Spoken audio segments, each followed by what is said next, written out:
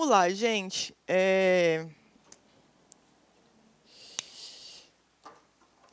Eu trouxe aqui umas questões para vocês, mas eu não vou negar. Então, quem tem dificuldade com o penal, não perca seu tempo nessas 2 semanas de reta final para ler as leis esparsas. Por quê?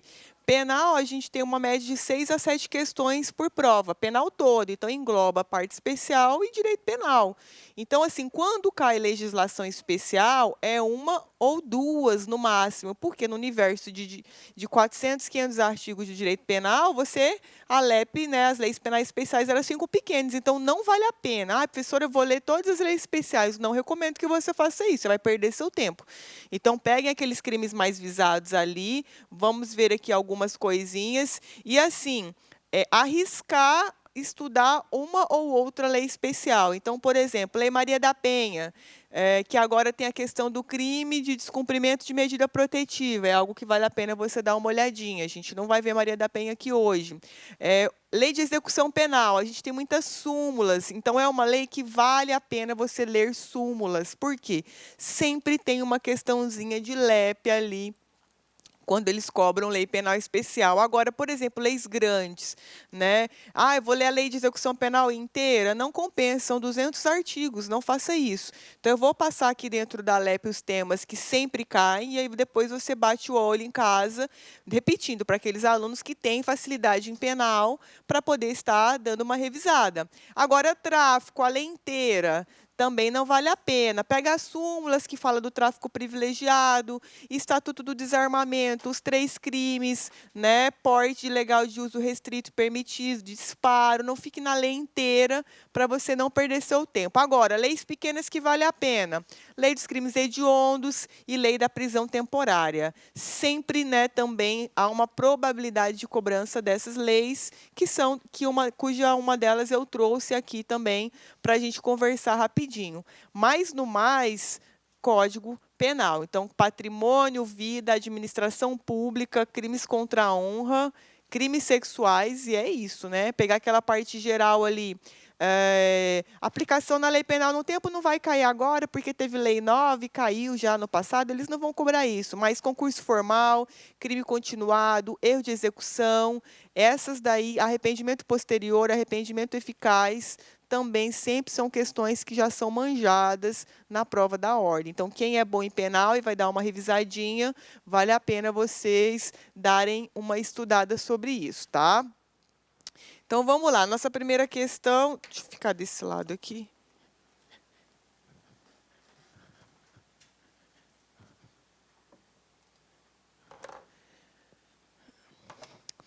Gabriela, senhora de 60 anos, é surpreendida com a notícia de que seus 2 netos, Pedro e Luiz, ambos com 18 anos de idade. Então, a gente tem Pedro,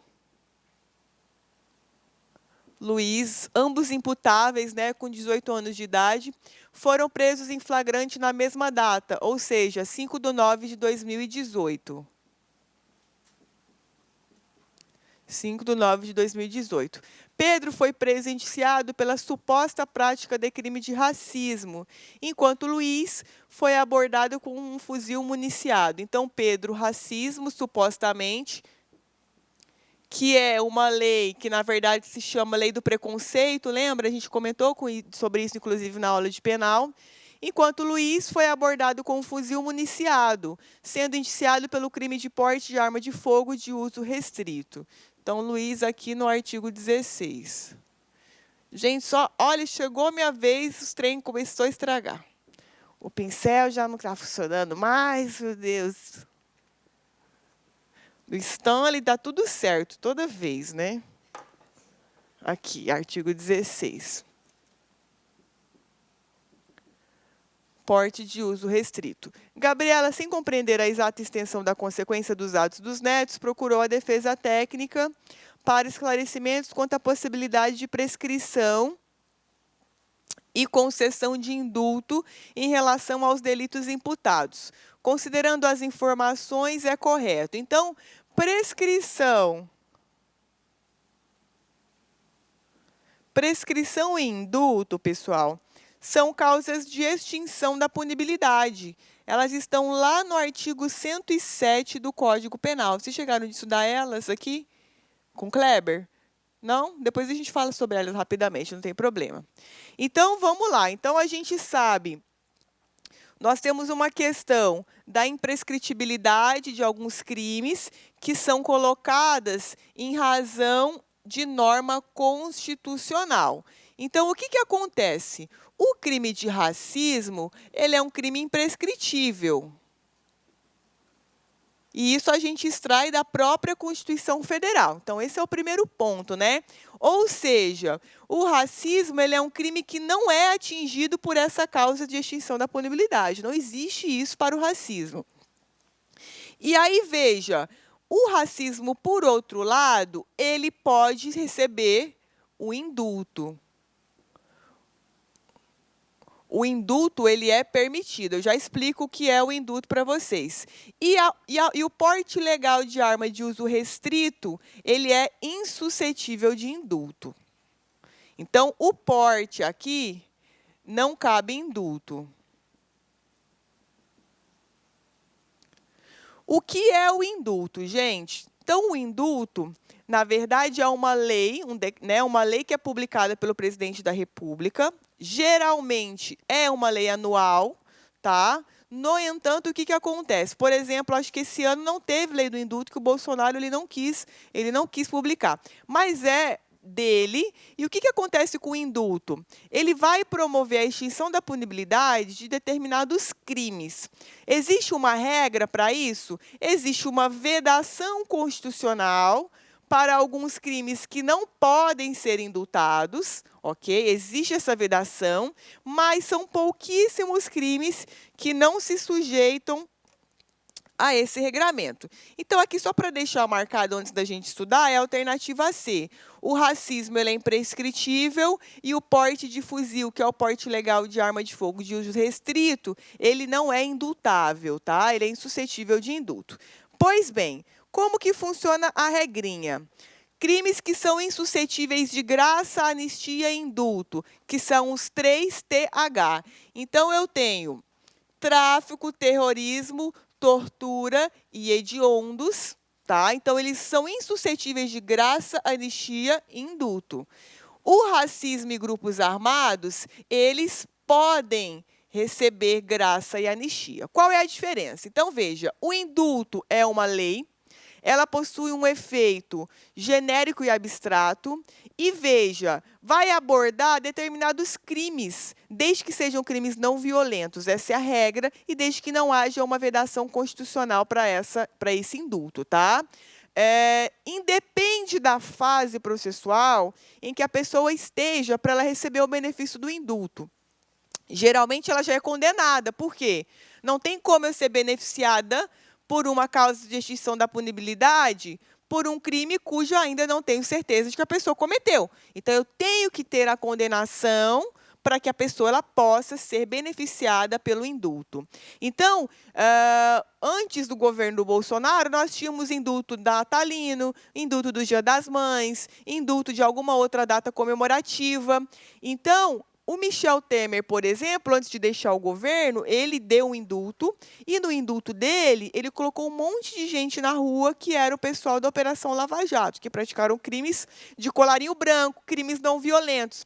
Como que é mais ou menos a redação do indulto? Só para vocês terem uma ideia. Ele dizia assim, olha, quem praticou o crime não violento, que está no regime semiaberto, está indultado. Então, se eu estou lá cumprindo pena em regime semiaberto, em uma colônia agrícola, industrial ou similar, ou em razão da ausência desse estabelecimento, eu estou com uma tornozeleira eletrônica na rua, eu vou ser indultada. Então, o que vai acontecer? Uma simples petição no processo de execução, porque quem vai cuidar disso é o juízo da execução penal, claro, o juízo que cuida só das execuções, e aí ele vai declarar a extinção da punibilidade com base na lei do indulto, tá? Agora, o que acontece? Racismo e grupos armados, eles podem receber a graça e a anistia. O que é a graça? A graça é um indulto individual. Tá? Então, como funciona a graça? Não é uma lei. eu, que sou a pessoa condenada, por exemplo, eu faço um requerimento para o presidente da República dizendo, olha, tem como você me conceder a graça? E aí o presidente, em um ato discricionário dele, ele vai dizer, não, Laila, eu concedo para você essa graça. Então, essa concessão, através de decisão do presidente da República, ou, por exemplo, alguém que haja por delegação do presidente, vai extinguir a minha punibilidade. Mas, veja, a graça é um pedido individual. Então, por isso que muitas vezes a graça é chamada de indulto individual, e muitas vezes o indulto é chamado de graça coletiva, porque são a mesma coisa. O efeito jurídico é um só. A única diferença é que uma tem caráter coletivo e a outra tem caráter individual. Professora, na prática, como funcionam os processamentos da graça? Não funcionam, gente. Você pega um pezinho rapado que fez o pedido dele, presidente da República, ele não vai ler. Está lá uma pilha, deve ter uma pilha lá esperando, né? Se existe algum interesse político, até pode ser que o presidente aprecie e lhe conceda. Mas, até hoje, nós não sabemos de nenhum caso importante ou vultuoso em que houve, por uma questão política, essa graça, essa extinção da punibilidade, ok? Agora, a anistia, ela é um esquecimento jurídico. Então, é uma lei que é confeccionada pelo Congresso Nacional. Então, enquanto o indulto vem por um decreto presidencial, que é um ato dele, é um ato administrativo dele, discricionário, a anistia é uma lei, lei da anistia. Quem confecciona essa lei é o Congresso Nacional. Não é nem o Senado e nem a Câmara, é o Congresso conjuntamente. E a anistia, ela vai promover o esquecimento jurídico de determinado fato. Então, veja, ela pode dizer mais ou menos assim, olha, durante o ano de 2018, todas as pessoas que praticaram assaltos porque estavam morrendo de fome são anistiadas. Então, naquele ano, naquele universo de crimes, homicídios, tráficos, estupros, lavagem de capitais, as pessoas que vivenciaram roubo porque estavam morrendo de fome, elas vão ser anistiadas.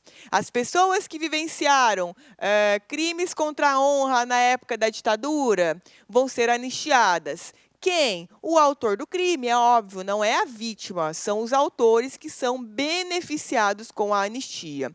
Então, veja, a anistia promove o esquecimento jurídico de um fato, é isso que você precisa saber.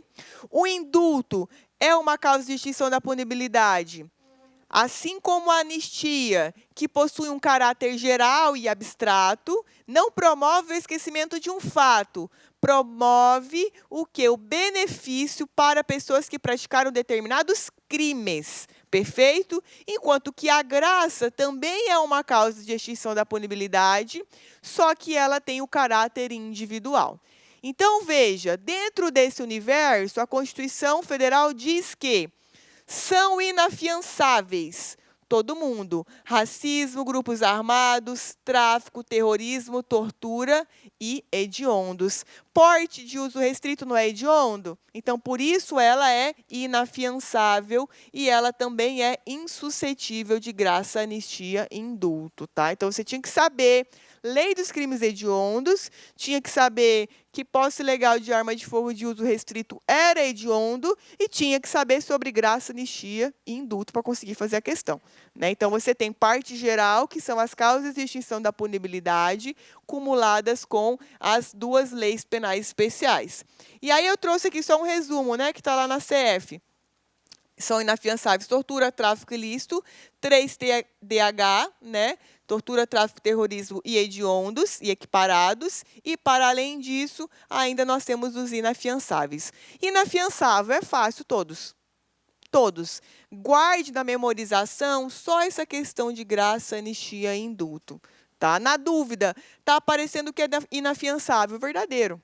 Porque todos são inafiançáveis. Tá? O que, na verdade, é um benefício para aquele que pratica o crime, correto? Porque ele vai poder receber uma medida substitutiva da prisão em flagrante, por exemplo, que não pode ser fiança. Se é um crime que num primeiro momento poderia ser afiançável, nesse caso, vai poder ser concedida a liberdade provisória sem o pagamento de fiança. Então, isso aqui, na verdade, não é nenhum empecilho para que a pessoa seja colocada em liberdade. Na verdade, é um benefício para o autor do fato.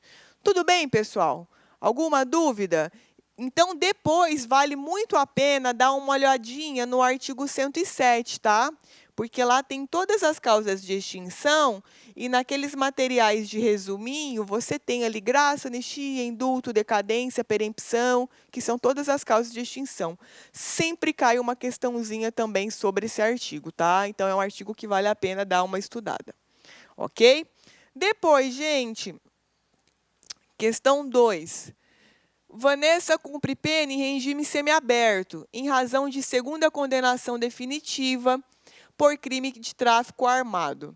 Durante o cumprimento, após preencher o requisito objetivo, requer ao juízo da execução, por meio de seu advogado, a progressão para o regime aberto, considerando as peculiaridades do caso, a reincidência específica e o emprego de arma, o magistrado, em decisão fundamentada, entende por exigir a realização do exame criminológico. Então, lei de execução penal aqui, né?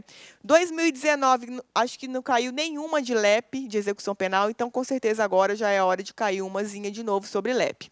Como que funciona isso daqui? Primeira coisa, a gente tem o exame criminológico e nós temos um exame que é chamado exame de classificação. Qual é a diferença, gente? Esse exame de classificação, ele é feito para toda pessoa que vai iniciar o cumprimento da pena privativa de liberdade. Então, é feita essa classificação. Dentro disso, você tem que ter claro duas coisas. Eu posso iniciar o cumprimento da minha pena privativa de liberdade definitivamente, quando eu tenho uma sentença penal com trânsito em julgado, correto? Então, essa é a primeira hipótese. E eu posso iniciar o cumprimento da minha pena privativa de liberdade na execução provisória da sentença. Lembra? Que é o posicionamento do STF hoje. Então, segundo detalhe, uma coisa é a execução provisória da pena. Outra coisa é execução definitiva da pena. Execução provisória da pena significa dizer que eu não tenho uma guia de execução penal definitiva que vai ser expedida. Por quê? Porque ainda cabe recurso daquilo ali. Então, é expedida uma guia provisória de execução da pena com base nesse entendimento do STF. Se, por outro lado, eu tenho já uma sentença penal condenatória com trânsito em julgado de uma pena privativa de liberdade, aí eu tenho uma guia definitiva. Sendo a guia provisória ou sendo a guia definitiva, pouco importa. Por quê? Vai ser expedida a guia. E aí o juízo da execução penal é quem vai cuidar das questões relacionadas à execução dessa pena. Esse exame de classificação, ele é feito justamente para saber onde é que a pessoa vai cumprir. Então, por exemplo, se é uma pessoa LGBT, você não pode colocar essa pessoa que, embora tenha sexo masculino e se identifique com o gênero feminino, na ala dos caras. É feito esse exame de classificação com base nessas situações. Qual foi a natureza do crime que ela praticou? Qual é a questão da identidade de gênero dessa pessoa? Se ela é reincidente ou não? Onde é que ela vai poder cumprir a pena que foi combinada para ela? Esse é o exame de classificação. Agora, o exame criminológico, até alguns anos atrás, ele era um exame obrigatório também. O exame criminológico, por outro lado, ele tenta estabelecer um perfil psicológico do autor do fato, do crime. A Laila é violenta, a Laila é psicopata, a Laila tem uma personalidade voltada para o crime. Então, o exame criminológico, ele serve para fixar o perfil psicológico do autor do crime. Enquanto que o exame de classificação, não. O exame de classificação vai classificar a pessoa partindo de uma análise de fora. grau de escolaridade, natureza do crime, violento ou não violento. Então, os caras vão me classificar, mas eles não sabem se eu sou psicopata, se minha personalidade é voltada para o crime. O exame de classificação, ele não consegue determinar essas informações. Então, veja, até pouco tempo atrás, esse exame criminológico, ele era condição obrigatória para a progressão de regime. Obrigatória. Então, eu cumpri lá o meu quanto de pena. Para ir para um regime semiaberto, eu tinha que fazer esse exame como condição. Era um requisito objetivo para a minha progressão. E aí, o que estava acontecendo? Você não tinha um número de psicólogos, psiquiatras para fazerem laudo ao tempo para todo mundo. E aí, os presos começaram a não progredir com base nesse problema. A partir daí, passou-se a se dispensar esse exame criminológico para poder progredir de regime. O que aconteceu aqui no nosso caso? A gente tem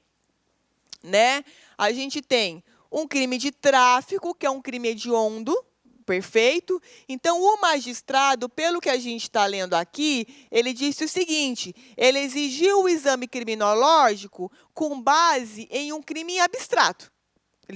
Basicamente, está dizendo aqui, o magistrado em decisão fundamentada entende por exigir a realização do exame criminológico, considerando a reincidência específica e o emprego da arma. Mas veja, o exame criminológico, ele atesta as questões de personalidade, não a questão externa do crime.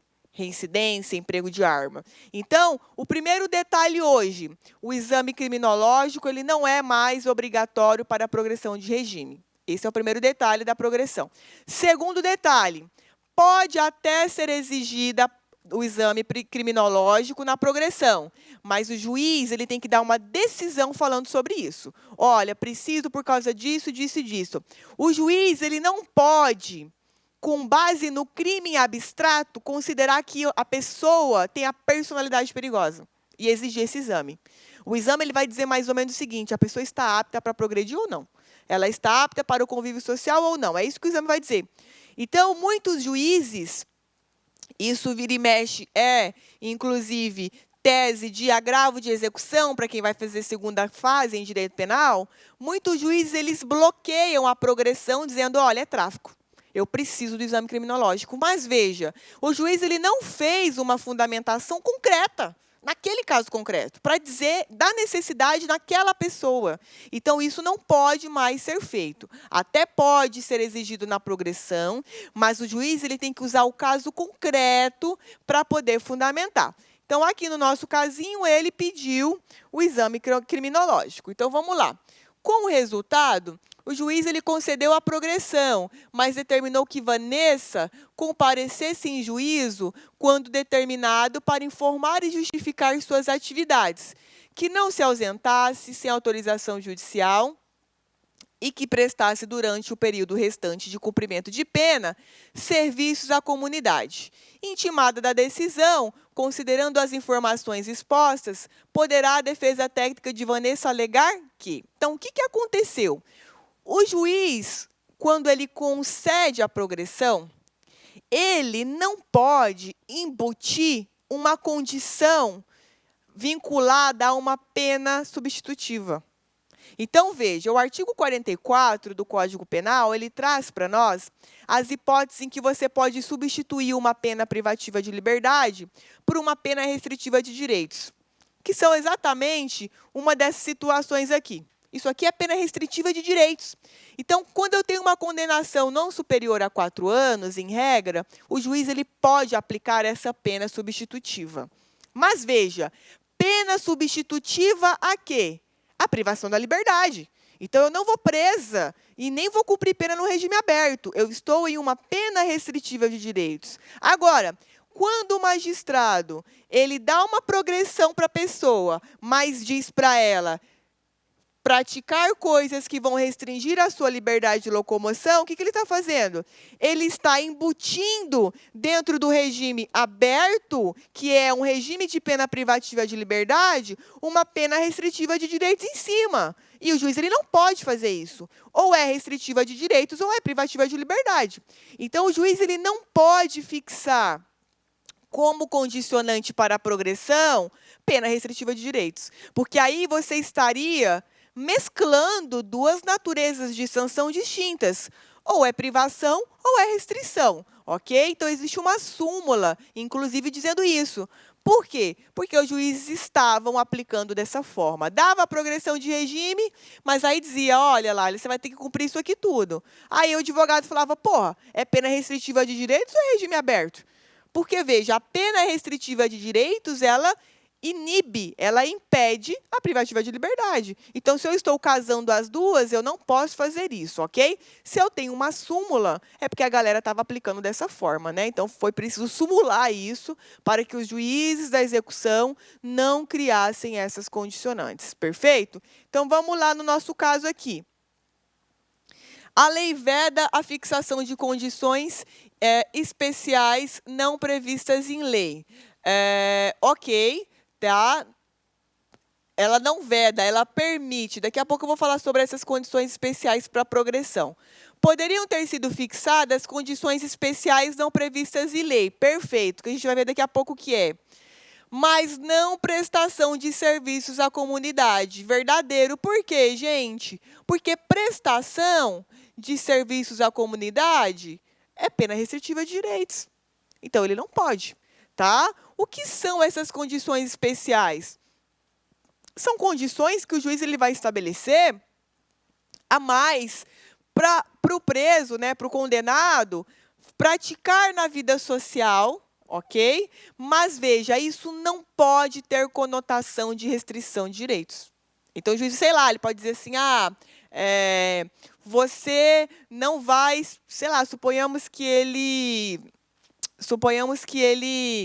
matou alguém, não, deu umas porradas em alguém num ringue de MMA. Então, o cara é lutador de MMA. Então, o juiz vai falar, olha, você vai ficar afastado dessas atividades aí por um tempo. Então, é uma condição especial para a progressão de regime dele do semiaberto para o aberto. Tá? Vai falar, um tempinho você não vai poder treinar nessa localidade, mas só nessa. Em outros lugares que você quiser treinar MMA, você pode, mas ali é uma condição especial para você. Ou que você fique sem exercer a sua função de lutador por um tempo, em razão do crime que você cometeu. Um exemplo bem bizarro, só para vocês entenderem, mas o juiz ele pode fazer isso, desde que não restrinja completamente os direitos daquela pessoa. Tá? Então, a alternativa nossa aqui é a B de bola. Vou mostrar para vocês aqui como que funcionam as fixações dessas condições, tá? Então, olha só. Nós temos condições obrigatórias que a LEP trouxe, a Lei de Execução Penal. Qual é uma condição obrigatória? Lá, você vai para o aberto, mas você não pode roubar de novo na rua. Isso é uma condição obrigatória. Quando eu pratico um novo crime, automaticamente existe a revogação do meu benefício e eu vou regredir para o semiaberto. Então, isso, por exemplo, é uma condição obrigatória estabelecida no ato da progressão de regime. Perfeito? Então, olha só. O juiz poderá conceder condições especiais para a pessoa ficar no aberto, sem prejuízo das obrigatórias, que são essas aqui. Tá? Professora, tem que memorizar? Bom, se você for querer acertar a LEP, tem que memorizar essas condições obrigatórias. Ficar em local designado durante o repouso dos dias de folga, sair e voltar para trabalhar, não se ausentar sem autorização judicial, comparecer em juízo para informar e justificar as suas atividades quando for determinado. Agora, veja, todos esses regramentos, você não tem aqui uma restrição específica, como era aqui, ó. Pô, você vai ter que prestar serviços à comunidade, você vai ter que informar e justificar todas as suas atividades. Não, porque isso é pena restritiva de direitos. Você até tem que informar o juízo, mas quando você for se ausentar, quando é uma coisa excepcional, o juiz ele tem que saber. Então, essas aqui, toda vez que a pessoa for progredir para o aberto, ela tem que observar essas condições. Além dessas, o juiz ele pode estabelecer condições especiais, como foi o exemplo bizarro que eu dei aqui do MMA. Ok? E aí a gente tem uma súmula. É inadmissível a fixação de pena substitutiva como condição especial para o regime aberto. Ok? Veja, gente, você não precisa decorar isso aqui. É só você partir de um raciocínio lógico. Ora, se eu tenho uma pena restritiva de direitos, eu não posso sobrepor ela em uma pena privativa de liberdade. Porque, veja, o regime aberto, ele corresponde a uma modalidade de regime de cumprimento de pena. Então, olha só, para a gente recapitular aqui. Isso aqui é muito legal, isso aqui dá dinheiro na advocacia, bastante. É o que mais dá dinheiro, a execução penal e dosimetria de pena. Então, a gente tem lá, né, pena de reclusão e pena de detenção. Cada pena corresponde aos seus regimes de cumprimento. Aqui, semiaberto. Aqui, aberto. E aqui em cima, fechado. Semiaberto e aberto. Beleza. Qual é a diferença? Fechado, penitenciária.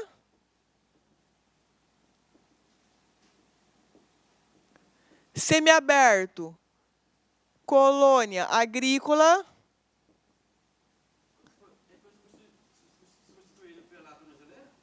Calma aí, já vou passar o bizu. Industrial ou similar. E aberto, casa do albergado.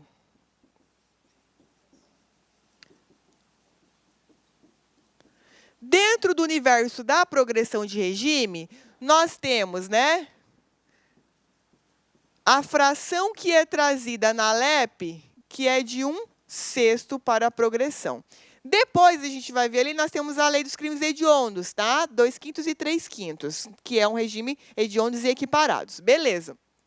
Como que funciona, portanto, a fixação das condições obrigatórias?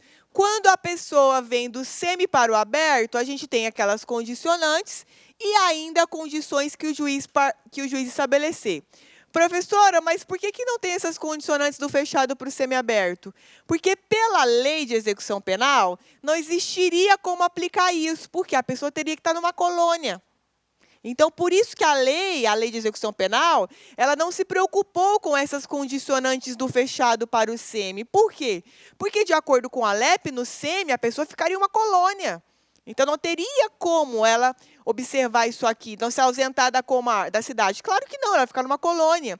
Então, por isso que nós só temos essas condições trazidas da progressão do semiaberto para o aberto, tá? Então, esse é o primeiro detalhezinho aqui da progressão. O que acontece?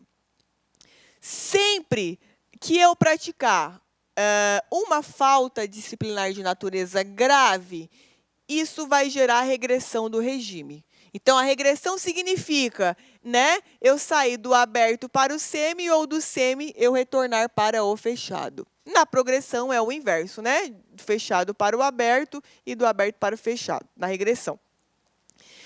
Eu não posso ter uma progressão por salto, que é o que nós chamamos progressão per saltum. Por quê? Porque a lei veda e o STJ e o STF não aceitam essa progressão. Então, eu não posso, por exemplo, ficar assim, eu estou no fechado, aliás, eu tô no fechado, fiquei aqui um tempão no fechado, sendo que eu era para estar no semi. Então, agora eu vou pular direto para o aberto. Não, os tribunais superiores, eles não admitem isso, tá? E regressão por salto, também não. Tipo assim, nossa, Laila, você praticou um crime, um negócio tão bizarro que você vai pular do aberto para o fechado. Também não se tem admitido essa regressão por salto. Então, não. Eu tenho que passar pelo regime intermediário. Fiquei 10 anos aqui, já era para estar no aberto. Tá, minha filha? Mas se o advogado não viu, isso é problema seu. Você vai ter que passar pelo semiaberto agora, tá?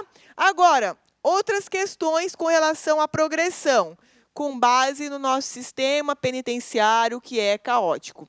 Então, no recurso extraordinário, o STF fixou algumas medidas relacionadas a algo que nós dizemos estado de coisas inconstitucional. Que não precisa saber isso agora, porque com certeza isso não vai cair na primeira fase de vocês. Como funciona aqui a sistemática? Bem, se eu já fiz jus a minha progressão de regime do fechado para o semi, e se no semi eu não tenho local adequado, o que vai acontecer? A pessoa que está no semi e que ainda falta um tempo para ir para o aberto, eu vou antecipar para essa do fechado entrar no semi. Então, eu vou antecipar as progressões de regimes das pessoas. Então, por exemplo, eu tenho 10 pessoas no fechado que daqui a 2 meses vão para o semi. Mas eu tenho mais 10 condenações e eu preciso iniciar o cumprimento provisório dessas pessoas. Então, o que eu vou fazer? A galera que está no fechado, que falta aí poucos meses para ir para o semiaberto, eu já vou mandar elas para o semi. Para a galera que está na condenação definitiva ou na execução provisória, entrar no fechado. Então, é feito um rodízio por antecipação da progressão, tá? Então, quer dizer que a pessoa progride antes do tempo? É exatamente isso. Ela vai progredir antes do tempo dela para você conseguir circular no sistema de rodízio dos presos, ok? Então, esse é o primeiro ponto que o STF ele estabeleceu. Segundo detalhe, esse estabelecimento agrícola, industrial ou similar é só na LEP que existe. Então, o que nós temos na prática? É admitido, isso aqui tudo é informativo, decisões do STJ, tá? É admitido que se utilize em um prédio anexo à penitenciária um local para o cumprimento do semiaberto, que seria a colônia agrícola, industrial ou similar. Então, há uma adaptação. A galera fica em um prédio anexo à penitenciária, cumprindo o regime semiaberto delas. Nas penitenciárias que não tem esse anexo, o que a gente faz com o povo do semiaberto? A gente manda na rotação para o aberto ou coloca a tornozeleira eletrônica. Tá? Então, a pessoa cuja pena não excedeu a 8 anos, não tem lugar para colocar ela, coloca a tornozeleira eletrônica e coloca ela na rua. Essa questão da tornozeleira não tem previsão legal na LEP, não tem previsão legal no CPP. Isso é uma aplicação da jurisprudência. Perfeito? Então, essas são algumas questões com relação à rotação aqui na progressão. Perfeito? Então, veja, o cometimento de algumas condutas podem acarretar dentro desse sistema de rodízio faltas disciplinares que podem ter natureza leve, média e grave. A LEP só traz para nós um rol de faltas disciplinares graves. Praticar crime doloso, perturbar a ordem e a subversão do presídio, enfim, tem um rolzinho lá de faltas graves. As faltas médias e leves, cada estado traz as suas naturezas, perfeito? Em regra, o cometimento de falta grave gera a regressão do regime. Então, veja, o que isso vai me acarretar? Bom, você vai ter uma falta disciplinar, vai ter uma sanção disciplinar que também vai refletir na sua regressão de regime. Então, você vai regredir para o regime anterior em que você se encontrava, tá? Professora, eu posso começar a cumprir pena no regime semiaberto e regredir para o fechado, se a minha pena é menor que 8 anos? Pode. Então, eu estou no semiaberto, cumprindo lá, peguei 6 anos de prisão. Fiz merda no semiaberto. Vou para o fechado, sim. Então, essa questão da regressão, ela abrange até aqueles condenados inicialmente ao semiaberto. Então, eu peguei, sei lá, 5 anos, né? Quase fiquei no aberto, estou no semi. Fiz uma merda, fechado. Eu vou ficar no fechado, na minha regressão, tá? Então, também existe esse detalhe relacionado à regressão de regime. Tá? Depois a gente vai voltar de novo na LEP, só para vocês terem umas noçõezinhas aqui sobre ela. Depois, gente, vamos para outra. Mateus, José e Pedro, irmãos, foram condenados pela prática dos crimes de homicídio simples contra inimigo, que importava se é amigo ou inimigo, né? Mas, enfim, homicídio simples. Roubo majorado pelo concurso de agentes, estupro simples, respectivamente. Então, você tem lá, né? Vamos colocar os nomes aqui. Mateus, José e Pedro. Mateus foi pelo quê mesmo? Porque são respectivamente, cada um com o seu.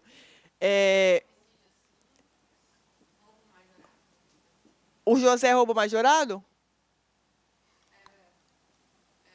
Roubo majorado, artigo 157, parágrafo 2º. E Pedro, estupro, artigo 213. Simples é quando não é qualificado, né? Então, por exemplo, se eu estuprar uma pessoa menor que 18 anos, é estupro qualificado. Na forma simplificada. Isso. Após cumprirem parte das penas privativas de liberdade aplicadas, a mãe dos condenados procura o advogado da família para esclarecimento sobre a possibilidade de serem beneficiados por decreto de indulto. De novo, essa merda que toda hora tem. Com base apenas nas informações narradas, o advogado deverá esclarecer que. Então, a gente tem que saber quais desses crimes são ou não hediondos, tá? Então, vamos lá. Deixa eu pegar aqui o rol antes da gente responder a questão, que eu trouxe aqui ele todo para a gente ver.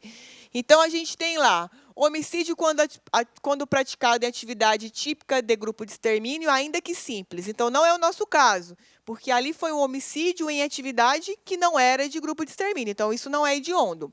E aí, aqui, homicídios qualificados, tudo bem. Depois, lesão corporal dolosa de natureza gravíssima, lesão corporal seguida de morte, também não é o caso da nossa questão. Latrocínio, que é essa qualificadora. José é roubo majorado, não é roubo qualificado. Então, também José não praticou o crime hediondo, está fora. Depois, extorsão qualificada pela morte, extorsão mediante sequestro, estupro simples. Então, ele praticou um crime hediondo. Pedro está no hediondo. Estupro de vulnerável, epidemia com resultado morte, falsificação de remédio, favorecimento da prostituição. E aí você tem aqui equiparação ao genocídio e o de posse ou porte ilegal de arma de fogo de uso restrito, tá? Depois a gente tem aqui os crimes hediondos, tortura, tráfico de drogas são insuscetíveis de anistia, graça e indulto. Então, Pedro, ele não vai ter nada, né? Indulto está fora. Indulto para Pedro, não. E aqui nós temos as questões da progressão, 2/5 se for primário e 3/5 reincidente. Essa reincidência, qualquer reincidência, tá? Não precisa ser uma reincidência em crime doloso. Não, qualquer reincidência, prática de qualquer crime. Depois, o Kleber falou com vocês sobre reincidência aqui? Falou?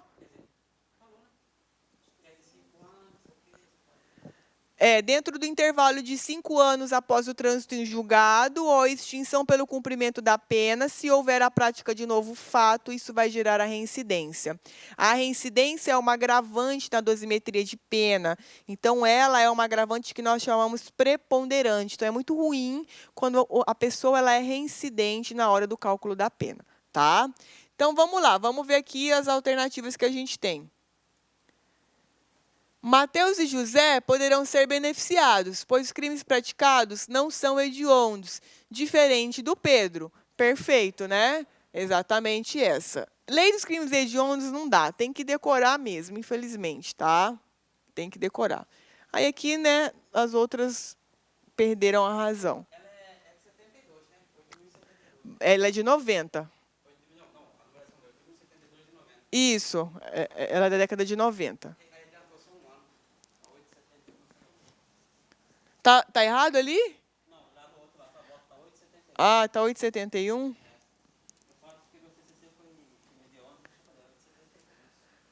8.072/90.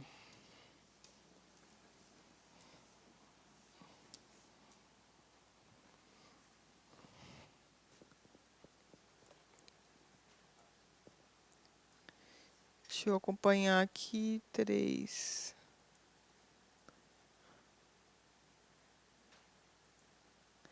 Só um detalhezinho aqui também, gente, é que não adianta vocês pegarem para estudar hediondo sem estudar a lei da prisão temporária, tá? Por quê? Porque não adianta. Porque eles vão cobrar coisas da temporária que são mescladas com o hediondo. A gente tem muitos crimes em comum entre a prisão temporária e os que são hediondos. O que acontece? A prisão temporária, ela é uma prisão cautelar, vocês devem ter estudado isso, né? 5 dias prorrogáveis por mais 30. A lei dos crimes hediondos é que introduz um prazo de 30 em outra lei, que é a lei da prisão temporária. Então, você tem uma lei especial criando prazo para outra lei especial. Então, por força da lei dos crimes hediondos, é que a gente tem o prazo de 30 prorrogável por mais 30, tá? Então, temos esse detalhe também aqui. Depois, gente, vamos lá, questão 4. Só uma questão pequenininha, né? Com dificuldades financeiras para comprar o celular, Vanessa, sem qualquer envolvimento pretérito com o aparato policial ou judicial, aceita pedido do namorado, que havia conhecido 2 dias antes, transportar meio quilo de cocaína. Apesar de aceitar a tarefa, solicitou como recompensa R$ 5.000, já que estava muito nervosa. Pagou o preço do mercado, gente, isso aqui. Pagou o preço, é o preço, para ser mula. Após a transferência do valor acordado, Vanessa esconde o material na mala de seu carro e inicia o transporte da substância. Ainda no estado de Alagoas, Vanessa é abordada por policiais e presa em flagrante, ou seja, ela foi usada como isca, né? Após denúncia pela prática do crime de tráfico com causa de aumento do artigo 40, durante a instrução, todos os fatos são confirmados. Folha de antecedentes sem outras anotações, primeira vez o transporte de drogas, transferência dos valores, que o bem transportado era droga e que a droga ia para Sergipe. Então, beleza. Intimado da sentença, o advogado de Vanessa, de acordo com as previsões da lei, deverá pleitear. Então, aqui, na verdade, nós queremos uma causa de diminuição de pena, né? Que é o tráfico privilegiado.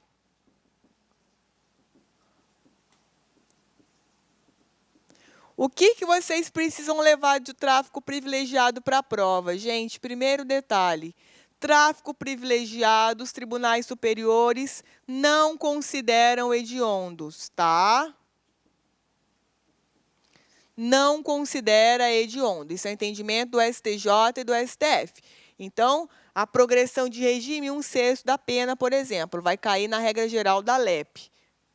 O privilégio, a gente viu na aula passada, significa que ela vai sofrer uma diminuição da pena, por isso é chamado de privilegiado. Então, aqui para nós é a letra D. Porque aqui a gente tem o afastamento da causa de aumento, não. A gente vai ter a causa de aumento inserida, porque no tráfico, basta que haja a intenção, a prova de que vai haver ali a transposição dos estados, a majorante já vai incidir. Diferente, por exemplo, que nós estudamos lá no furto, lembra? Furto e roubo de veículo automotor, quando ele vai para outro estado da federação, no furto qualifica e no roubo isso aumenta, mas lá é necessária a efetiva transposição da barreira ou fronteira. Aqui não. Basta a intenção que a causa de aumento já vai incidir, tá? Oi. Nesse caso, quando ele é réu primário, privilegiado, né? A pena começa de 5 a 15, se eu não estiver enganado. É, a pena é de 5 a 15, salvo engano.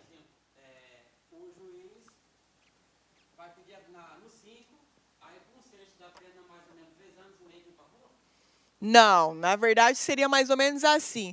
Salvo engano, acho que a pena é 5 a 15 mesmo. Então, só para vocês terem uma ideia de como ficaria, tá? Pena base 5 anos, né? A pena mínima. Se ela não tiver nada que desabone a conduta dela, na primeira fase, nada, ela é uma santa, uma angel, a pena vai ficar no mínimo 5 anos. Veio para cá na segunda fase. Ela é primária, então você não vai ter agravante da reincidência. Perfeito. Suponhamos que ela confessou. Confissão é uma atenuante. Só que na segunda fase, nunca na sua vida você vai poder diminuir a pena abaixo do mínimo. Então, se ela confessou, se ela praticou várias atenuantes aqui, você não pode diminuir os 5 anos. Fica na pena base. Aí você vem com 5 anos para cá. E aí o que vai acontecer? Né? Se é furto privilegiado, a pena pode ser reduzida de 1/6 a 2/3. Isso aqui, gente, vedada a conversão em pena restritiva de direitos, foi declarado inconstitucional pelo STF, tá? Então, cuidado, isso aqui não tem mais validade. Então, pode sim ter substituição por pena restritiva de direitos. Então, o que vai acontecer aqui? Desde que seja primário, bons antecedentes e não integre a organização criminosa. Então, veja, 1/6 a 2/3. Então, aqui você reduziria, vamos pegar 1/6, que eu não sou boa de matemática, tá? Aí exige demais. 1/6, só para vocês terem uma ideia, 5 anos são quantos meses? 12 vezes 5, 60 meses. 1/6 disso, 10 meses, correto? Então, você pegaria 5 anos menos 10 meses, 4 anos e 2 meses seria a pena. Não daria para substituir, né? Porque a pena ultrapassa 4 anos. Mas é óbvio que, nesse caso, o juiz ele reduziria mais, né? 2/3, mais da metade. Ela pegaria, aí, na verdade, 1 ano e pouco. E aí haveria a substituição de pena para ela. Nesse caso, quando ultrapassa, por ser réu primário, como você falou, nessa área que ele entendeu, então dá para você entrar no relaxamento em função do tempo ultrapassado o prazo? Não, você não pode pedir relaxamento, mas ela está presa por quê? Isso que eu estou falando. Por exemplo, foi preso por esse crime, por tráfico de droga. É réu primário. No caso, foi condenado a 5 anos. Já vai para 3. Nesse caso, dá de pedir para a liberdade dela? Sim, na verdade, por uma defesa minimamente técnica, o que acontece? Se ela foi presa em flagrante, correto? Foi para audiência de custódia. O que aconteceu ali? Converteu na preventiva. Ponto, ela está na preventiva. O advogado, minimamente na instrução, ele vai pedir a revogação da preventiva dela. Isso é fato. Se ele não pedir, o juiz, quando prolatar a sentença, ele vai ter que revogar. Porque não tem como ele renovar o efeito da preventiva se a pena é menor que 5 anos, né? Na pior das hipóteses, ela está no semiaberto. Então, você não tem como fundamentar esse regime mais gravoso para ela. Até porque ela não é reincidente, ela não tem nada em desfavor dela. Então, aí o próprio juiz de ofício ele revoga a preventiva, ele não precisa da provocação. Quando você trabalha com relaxamento de prisão, você lida com uma ilegalidade.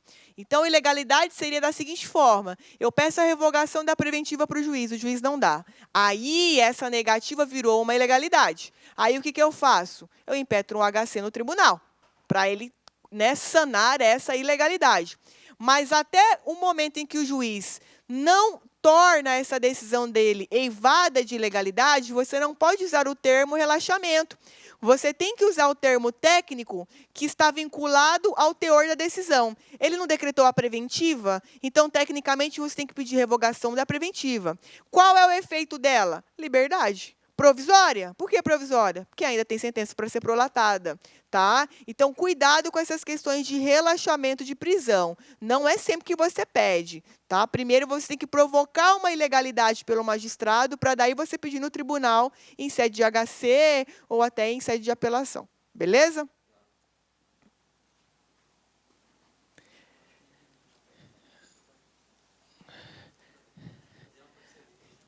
Aqui eu trouxe as 2 súmulas, né, que a gente já conversou aqui, sobre a questão da transposição das fronteiras. Também muito manjada na FGV, cai bastante.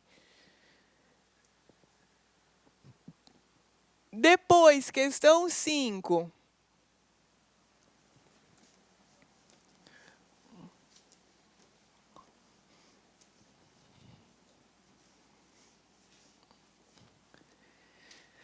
Cláudio, na cidade de Campinas, transportava e portava em um automóvel 3 armas de fogo, sendo que 2 estavam embaixo do banco e uma em sua cintura. Abordado por policiais, foram localizadas as armas.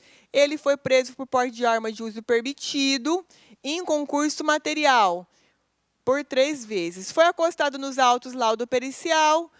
confirmando o potencial lesivo da arma, bem como que as armas eram calibre 38, ou seja, de uso permitido. Considerando todos os fatos narrados, é correto afirmar que... Então, vamos lá, gente. Nós temos duas questões com relação ao porte de arma de fogo, tá? Se a arma apreendida, ela é periciada e essa perícia atesta que ela é ineficaz, você tem crime impossível, tá? Então, por exemplo, estou andando com uma arma, acredito que essa arma ela tem uma potencialidade lesiva, mas daí, depois de apreendida no laudo pericial, se constata que ela não tem aptidão para efetuar disparos. Crime impossível. Eu não vou responder por nada. Então, esse é o primeiro detalhe do crime de porte, tá? Segundo detalhe, os tribunais, especialmente o STJ, entendem o seguinte: nesse contexto, quando as armas são de mesma natureza, como assim? Uso permitido?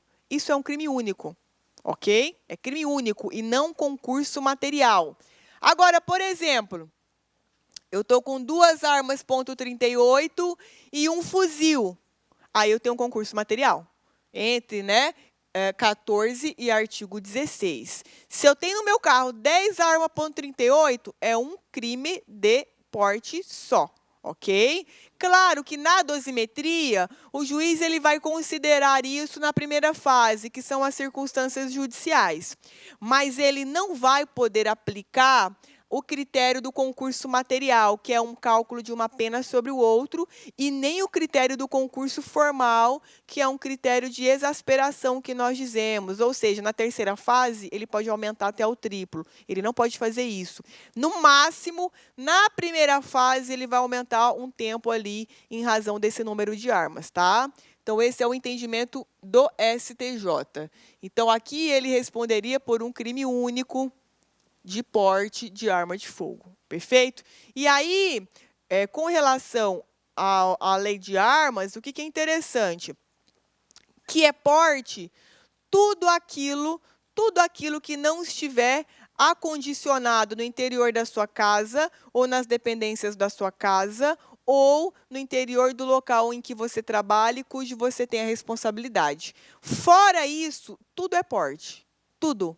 Então, eu estou com uma arma escondida aqui. Isso é porte, tá? Então, a gente não pode criar a ideia de que portar é somente carregar consigo nos termos da lei de armas. Não.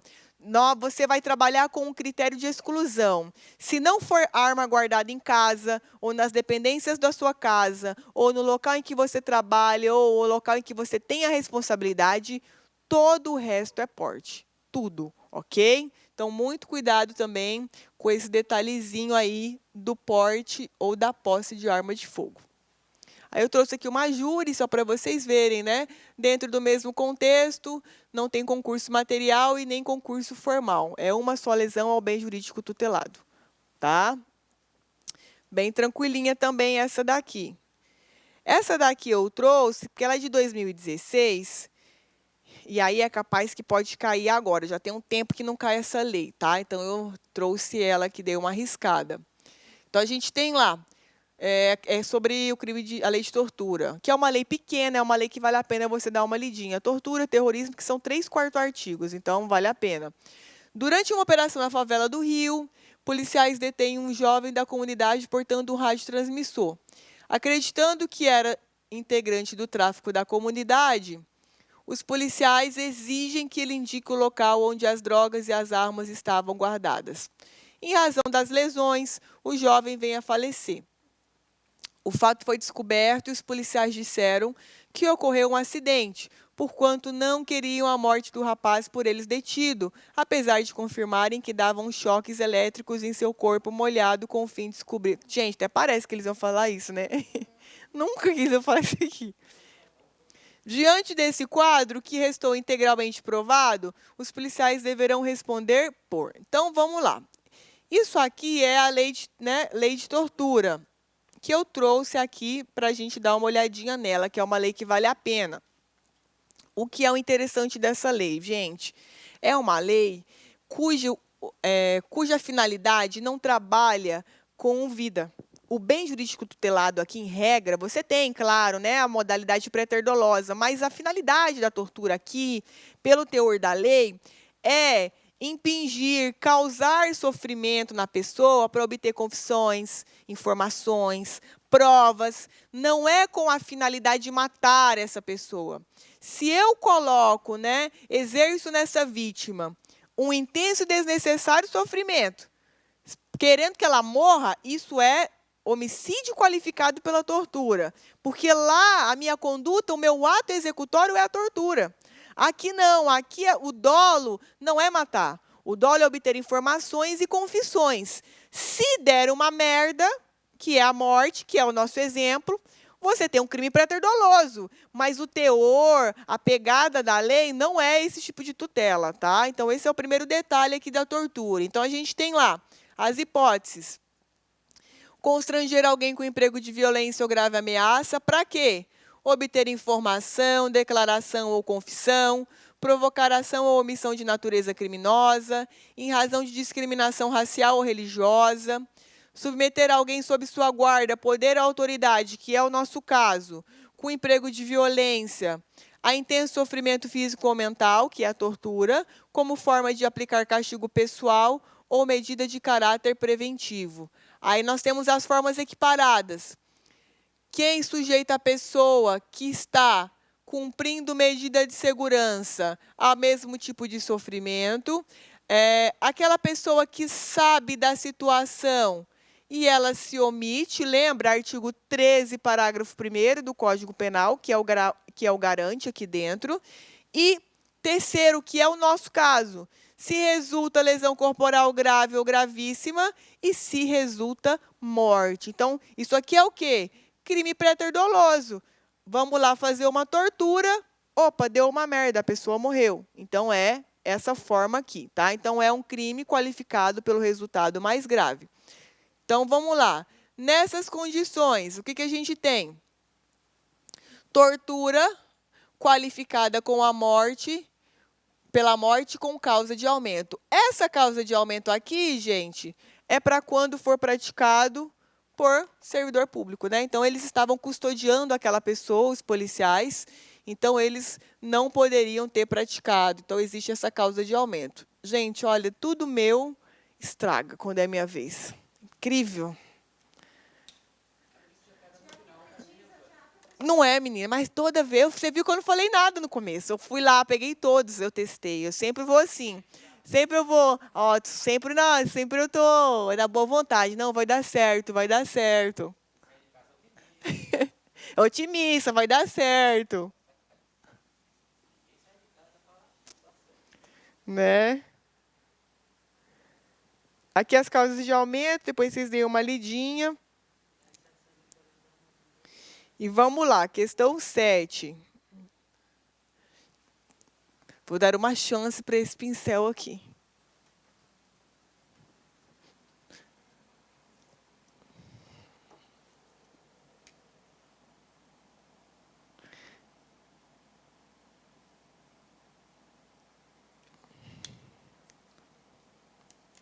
Aposto que do Stanley deu tudo certo.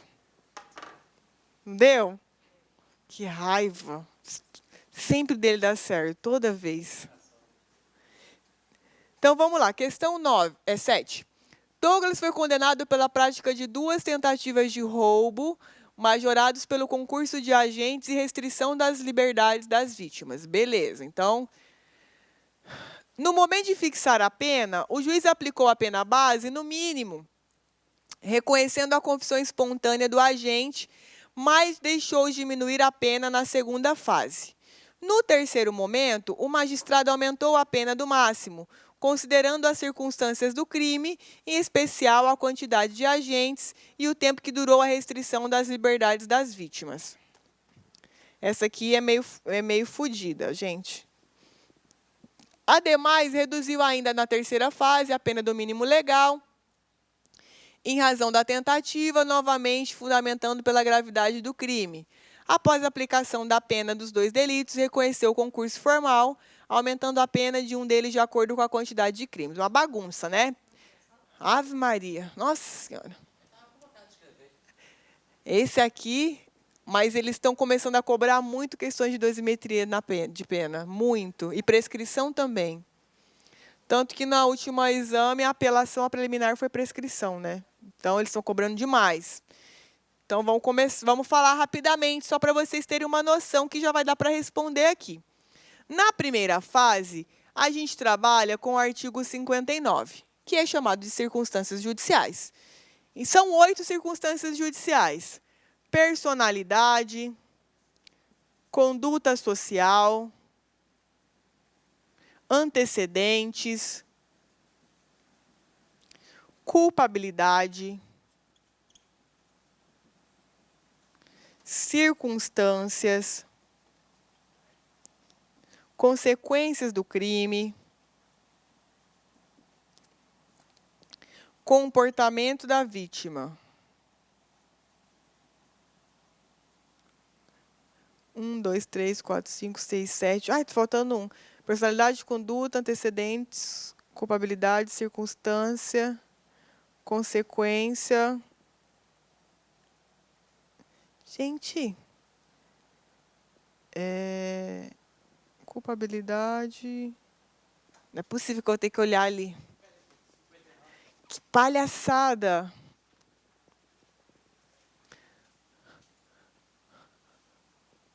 Conduta, comportamento.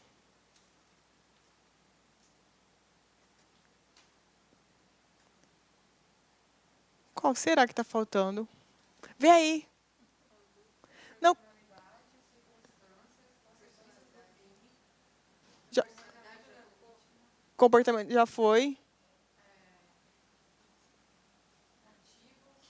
Motivos, palhaçada. Motivos do crime. Beleza. Na segunda fase, a gente tem as agravantes e atenuantes genéricas. O que você precisa lembrar para levar para sua prova, que vai cair na sua prova? Nós temos agravantes e atenuantes que são preponderantes, que são aquelas situações que, se estiverem presentes, são elas que vão comandar na segunda fase. Tá? Quais são elas? As principais: reincidência, confissão, motivos do crime. E tem uma que se chama também menoridade, que é a pessoa contar com menos de 21 anos na data do fato. Depois dessas, tem um monte aqui embaixo. Tem mulher, pessoa maior de 60, criança, mulher grávida, enfim. Tem um monte de mini situações aqui que não estão nessa classe das que mandam. O que acontece com essa classe das preponderantes que a gente diz? Por exemplo, eu tenho uma pessoa reincidente, mas que ela procurou reduzir as consequências do crime, ela consertou a perna que ela arrancou da vítima. Nossa, ela fez tudo, tá? Mas na escala, quem que está mandando a reincidência? Então, eu vou aumentar aqui. Não importa que aqui embaixo tem um monte de atenuante boazinha. Importa que a circunstância que mandar, se ela estiver presente, é ela que vai mandar. Então, veja, a confissão, ela é muito utilizada pelos advogados. Para quê? Para neutralizar a reincidência. Então, quando eu tenho dentro dessa escala reincidência com confissão, ou seja, como se fosse positivo e negativo na mesma hierarquia, elas vão se anular, elas vão se compensar. Então, por exemplo, se eu tenho um cliente que é bandido, ele é reincidente, o que eu mando ele fazer? Confessa. Porque aí eu vou neutralizar isso aí. Por quê, gente? Na segunda fase, isso acarreta o aumento de 1/6 na pena da pessoa. 1/6 é muita coisa. Professora, de onde você tirou esse 1/6? Não posso explicar agora, senão a gente vai ficar 3 horas falando disso. Na sua prova, jamais isso vai ser cobrado. Mas é uma fração de 1/6 aqui. Então, às vezes a pessoa é presa em flagrante. Meu cliente é reincidente, eu vou falar para ele mentir para quê? Fala, meu filho, confessa, porque daí eu vou anular e, de repente, eu ainda consigo atenuar aqui, né? Manda ele devolver o que ele pegou da pessoa, manda ele pagar um negócio para tratar a pessoa que ficou louca, a vítima. Eu não sei, se ele tiver um dinheiro, eu falo para ele fazer alguma coisinha ali para conseguir deixar isso aqui positivado. E na terceira fase, a gente trabalha com o quê? Causas de aumento, Causas de diminuição. Exemplo, tentativa, que é o nosso caso aqui. Causas de aumento, concurso material. Concurso formal. Concurso material não, me perdoem. Crime continuado. Concurso formal. Por que concurso material não? Porque, claro, para cada crime eu faço uma dosimetria e no final eu somo tudo. Então, não existe, né, um critério para calcular. Crime continuado e concurso formal, tudo eu trabalho aqui dentro. Fora as causas de aumento e de diminuição do próprio crime. Então, por exemplo, privilégio, a gente viu que é aqui. Arma de fogo, vou considerar aqui dentro. Então, esse é o raciocínio que o juiz ele tem que fazer. Aqui, na primeira fase, é usada uma fração de 1/8. Quanto mais situações dessas o juiz considerar negativas, ele vai calcular uma sobre a outra. Então, ele vai obter um valor que é 1/8 da pena, vocês não precisam saber disso agora, não vai importar. E aí, ele vai fazendo essas constatações e vai somando as quantidades de meses ou anos aqui. Então, aqui a fração é 1/8. Aqui é a fração que trouxer a lei, né? Não temos como usar nenhuma, a lei vai trazer. Aqui, 1/8 sempre. Ah, professor, ele é bonzinho, nossa, ele tem uma instituição de caridade.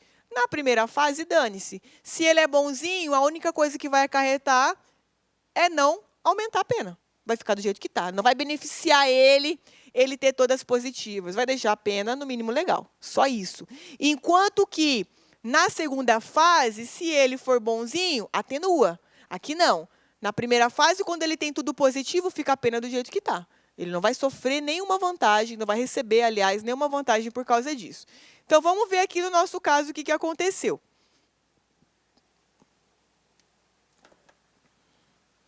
Ele pegou, o juiz pegou, então, olha lá, incisos 2 e 4, então, duas causas de aumento, né? Aqui. Incisos 2 mais inciso 4. Que mais? Mais a tentativa, né? Que também está aqui no nosso caso concreto. Por 2 vezes na forma do artigo 70. Porra, mais o crime continuado. Porque são 2 vezes. Concurso formal, desculpa. Porque são 2 vezes. Beleza. No momento de fixar a sanção, o juiz aplicou a pena base no mínimo legal, reconhecendo a confissão espontânea do agente, mas deixou diminuir a pena na segunda fase. Então, o que ele fez? Bom, porra, isso aqui tudo é bonzinho, nossa, que legal. A pena mínima do roubo é 4 anos, certo? Então, fica 4 anos, é o mínimo. Veio para cá. A única coisinha boa é 4 anos, é confissão, desculpa. Mas eu já não estou na pena mínima? Já, então o juiz ele não pode mexer, realmente. Tá certo o juiz até agora, não fez nada de errado. Aqui você nunca pode diminuir abaixo da pena mínima que vem lá da primeira fase. Nunca, não existe exceção. Então, foi o que ele fez. Aplicou no mínimo, reconheceu, mas falou, pô, não posso, né? Não posso diminuir abaixo do mínimo. Na terceira fase, o juiz aumentou a pena do máximo, considerando as circunstâncias do crime, em especial a quantidade de agentes. Circunstância é coisa de primeira fase. Está errado, já errou ali no critério que ele usou. Em especial, o concurso de agentes e o tempo que durou a restrição da liberdade das vítimas. Isso é algo que ele também não pode considerar. Por quê? Porque isso são questões relacionadas à primeira fase. Tempo de duração de restrição de liberdade ou uma forma muito exorbitante de consumar esse crime. São coisas que têm que ser trazidas aqui. Ele não pode flutuar na fração máxima das majorantes, porque o roubo ele tem, lembra no parágrafo 2º, uma fração majorante, né? De 1/3 a 2/3, salvo engano. Então, ele não pode 2/3 porque fez isso tudo. Não, existe um critério, então ele fez errado. Então, vamos ver lá o que aconteceu. Depois, reduziu ainda na terceira fase a pena do mínimo em razão da tentativa, novamente fundamentando na gravidade do delito e naquelas circunstâncias de quantidade dos agentes. O que acontece aqui, gente? Seja para aumentar, seja para diminuir, quando você tem infrações flutuantes, como é o caso da tentativa, como é o caso dessas majorantes, o juiz ele nunca pode usar o crime em abstrato para fazer isso. O que significa dizer isso? Bom, sei lá, eu tenho 4 incisos no parágrafo 2º. Eu tenho uma fração de 1/3 a 2/3. Aí tem juiz que fazia assim. Bom, quando eu tenho 4 incisos, aí eu coloco, né, 1/3, 1/6, que vira 1/8, que vira ele vai crescendo com base na quantidade de incisos, sem ele fundamentar no caso concreto da necessidade dessa majoração. O STJ ele não deixa fazer isso. Se ele for aumentar essa fração para chegar perto disso daqui, ele tem que dizer uma historinha no caso concreto, falando, pô, eram muitas pessoas. Tá, mas isso já é majorante, então ele tem que dizer, eram muitas pessoas que botaram pânico no povo, o povo ficou louco, o povo queria correr, as vítimas surtaram, desmaiaram. Ele tem que contar uma historinha na sentença dele. Ele não pode só dizer assim, vou aumentar aqui, vou aumentar no máximo porque prendeu a vítima e porque tinham muitas pessoas. Não, ele tem que dizer, porque a vítima ficou presa, coitada, a vítima sofreu muito, nossa senhora, eu vou aumentar essa... Ele tem. Só que ele tem que fundamentar no caso concreto. Se ele não fizer isso, a dosimetria está errada, tá? Então, esse foi o defeito dele. Após a aplicação da pena, reconheceu o concurso formal, aumentando a pena de um deles de acordo com a quantidade de crimes. O MP não recorreu. Claro que não, né? Uma pena maravilhosa para o MP, né? O MP não está se lixando para essa sentença. Considerando essas informações, o advogado deverá fazer o quê? A redução da pena diante do reconhecimento da atenuante. Não. Você não precisava saber calcular porra nenhuma. Sabendo isso aqui, você já matava. Não, não pode. A redução do quantum de aumento em razão da presença das majorantes, que deverá ser aplicada de acordo com a quantidade de causas de aumento. Não, isso é uma fundamentação abstrata. Não pode também. C. O aumento do quantum de diminuição em razão do reconhecimento da tentativa, pois a fundamentação do juiz foi inadequada. Perfeito. A fundamentação dele estava uma bosta. A redução do quantum de aumento em razão do reconhecimento do concurso de crimes, devido à fundamentação inadequada. Não, aqui a alternativa é a letra C. Porque, veja, ele pegou, na redução ali, do quanto que ele usou, ele reduziu com uma fundamentação adequada, porque ele usou a redução da tentativa de forma adequada. Porque o que ele errou na fundamentação foi ele aumentar sem contar a historinha no caso concreto. Esse foi o problema. Existe uma súmula dizendo isso. Então, se você soubesse alguma coisa sobre fundamentação concreta, já daria para você conseguir marcar essa questão aqui, tá? Agora, esse nível aqui é um nível dificílimo de dificuldade da prova, tá? Isso aqui é um nível super hard, mas foi desse ano. É da FGV. Não, isso aqui tudo é FGV, tá, gente, que eu trouxe. Só não botei ali, né, mas é tudo FGV. Foi desse ano. Então, assim, eles estão começando a pegar pesado de dosimetria e prescrição. Então, eu trouxe ela, mas para ficar de alerta para quem vai fazer segunda fase em penal depois. Alguém aqui vai fazer?